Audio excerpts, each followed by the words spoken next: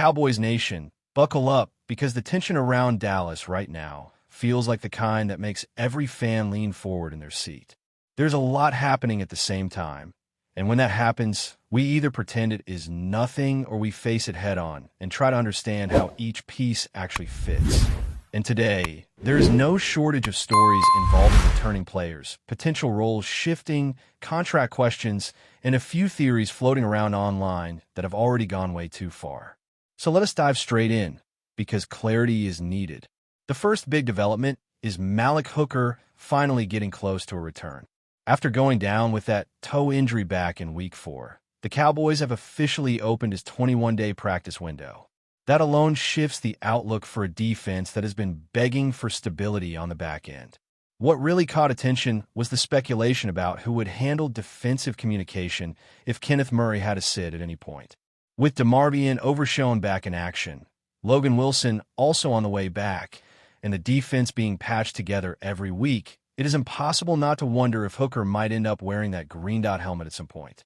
No one has confirmed anything, but when certain comments hint in that direction, fans are naturally going to connect the dots. Either way, the secondary desperately needs help.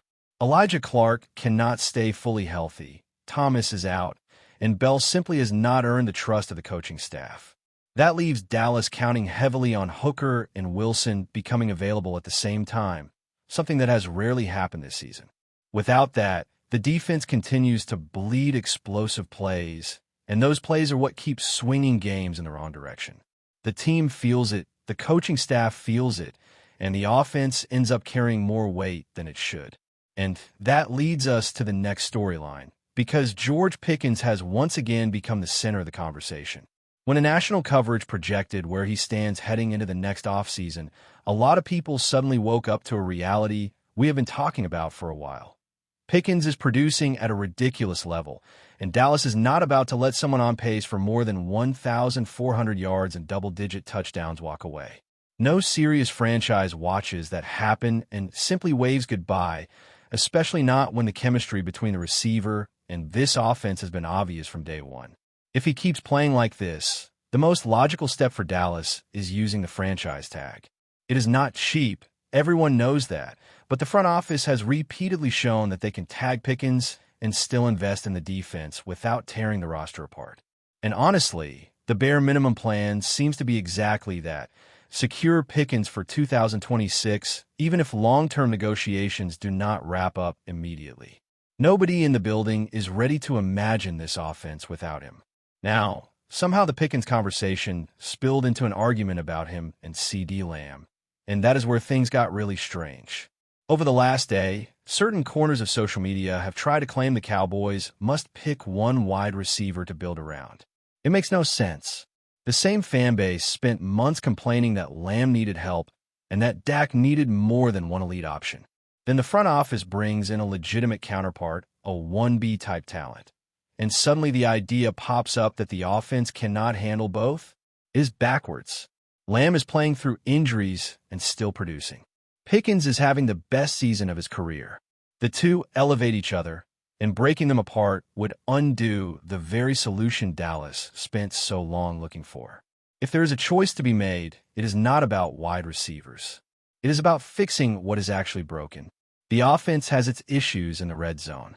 Penalties continue killing drives. The run game disappears at the worst times.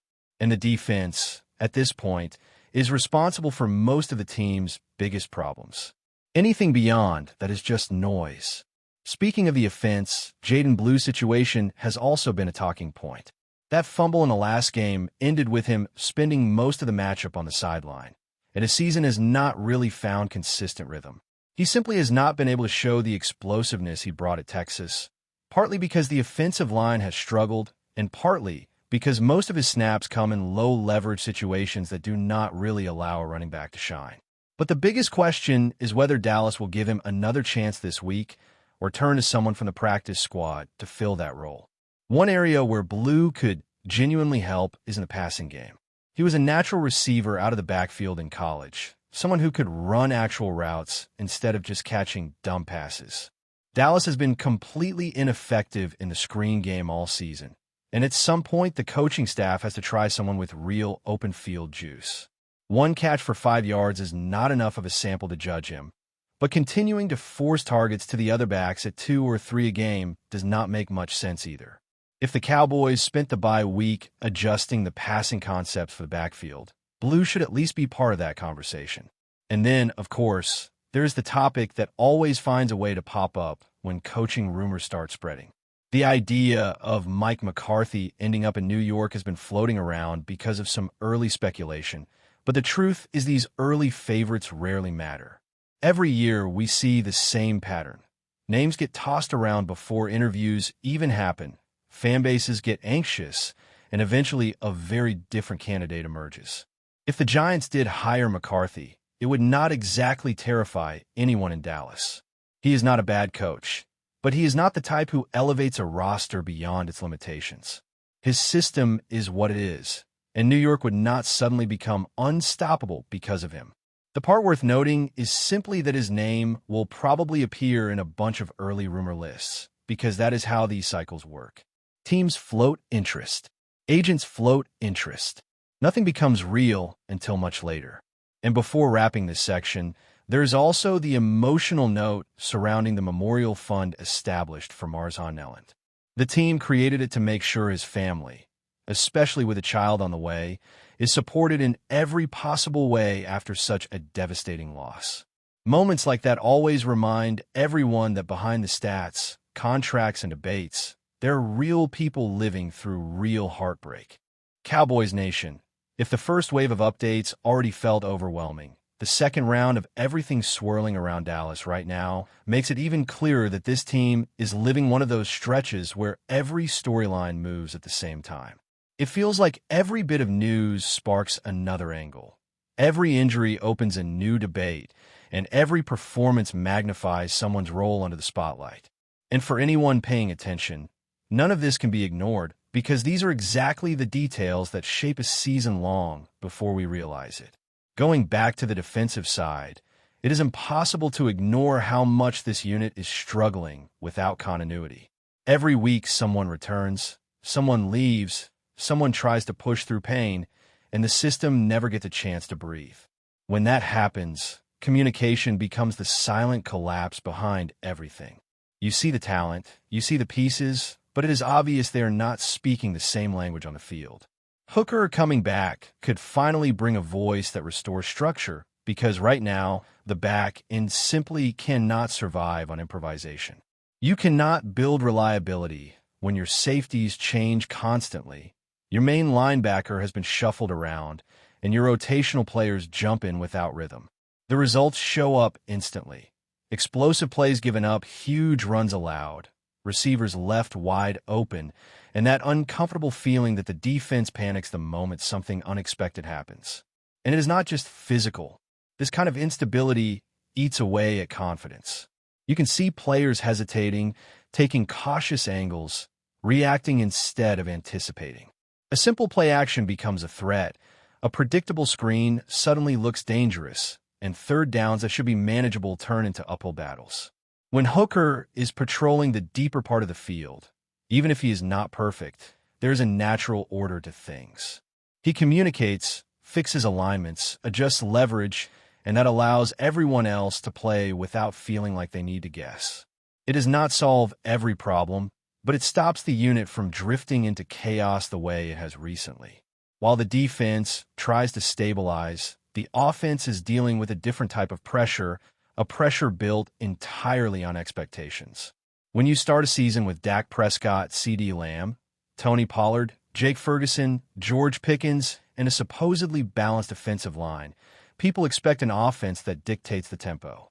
But what we have seen lately has been far from that. It is not only about execution. Sometimes it feels like a lack of direction. Inside the red zone, the offenses look stuck in a loop, repeating concepts that defenses have no trouble identifying. It is like Dallas expects opponents to simply break down out of sympathy.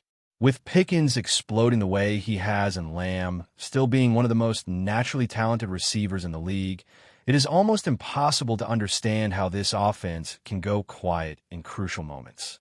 And all of this circles back to why this team cannot afford to entertain the idea of choosing between the two. The sudden noise that the Cowboys should pick one star receiver to commit to is completely disconnected from how modern football works. You need two legitimate threats to compete at the highest level. You need matchups that stress defenses. You need depth that forces teams to adjust. Lamb and Pickens provide exactly that. Breaking them apart would send the offense right back to the same issues everyone spent months complaining about. And in the middle of all that, Jaden Blue becomes an interesting piece to watch. The fumble hurt him, no question, and Mike McCarthy has never been forgiving with that type of mistake. But even with that setback, there is still a legitimate role for him if this offense chooses to evolve. The passing game out of the backfield has been almost non-existent this season.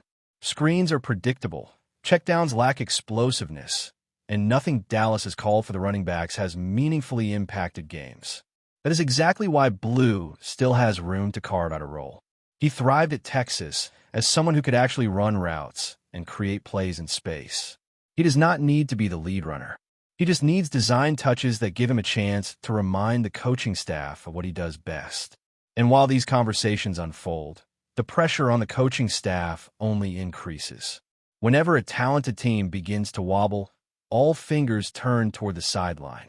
The idea of Mike McCarthy being connected to New York raised eyebrows, but nothing beyond that. This is the time of year when rumors float everywhere, when early predictions mean almost nothing, and when the real coaching conversations have not even begun. But even if it is just noise, it still reflects an outside perception that McCarthy's long-term future is not guaranteed. And that type of atmosphere can be felt inside a building. Players sense uncertainty. Assistants react to it. Fans interpret it. And suddenly every game feels heavier. At the same time, things happening away from the field can shift the emotional tone. The Memorial Fund set up in honor of Marzahn Nelland hit everyone deeply. Knowing his girlfriend is expecting a child made everything even more heartbreaking. Moments like this remind you that as intense as football can be, there are realities far larger than wins and losses. The entire building feels something like that. Teammates feel it. Staff members feel it. And the way the organization moved quickly to support the family shows a side of the franchise people rarely see when the conversation is only about strategy and competition. And while all of this unfolds, the season does not stop. The next matchup is coming, and with it come the same questions that keep circling around. Will Hooker actually return this time? Will Jaden Blue get another shot or stay on the sideline?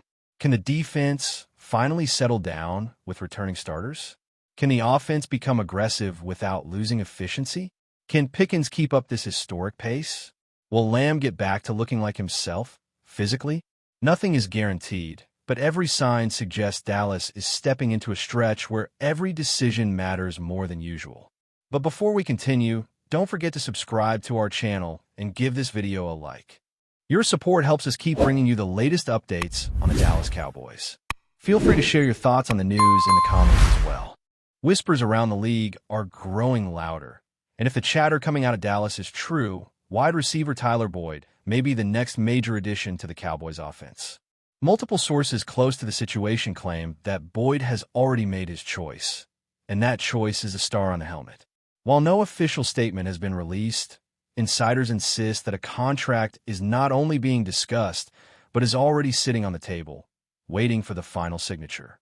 Boyd, known for his reliable hands and sharp route running, has been one of the most consistent slot receivers in the league over the past few seasons. His potential arrival in Dallas is being described as the missing piece for a team determined to strengthen its aerial attack. Within the organization, the mood is reportedly electric. Front office members are keeping their lips sealed, but behind closed doors, there's talk of excitement bordering on certainty. League insiders suggest that the Cowboys have been eyeing Boyd for weeks, seeing him as the perfect complement to their current receiving core. One unnamed team executive was overheard saying, "He fits exactly what we're building: professionalism, precision, and playmaking." Still, the team's silence has only fueled speculation. Some say the deal could be announced any moment, while others warn that negotiations might still be delicate. For Boyd, this move could mark a fresh chapter in his career, a chance to play for one of the league's most visible franchises and under the brightest lights in football. For Dallas, it could be another bold statement of intent, signaling that the Cowboys are not merely chasing success. They're constructing it, one strategic move at a time. Nothing is official yet, but the league's rumor mill is spinning at full speed. Tyler Boyd to the Cowboys? According to those closest to the story, it's more than a possibility. It's practically a done deal.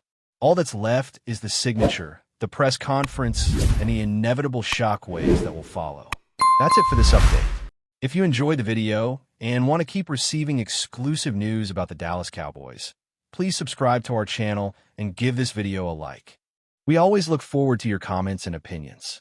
See you in the next video.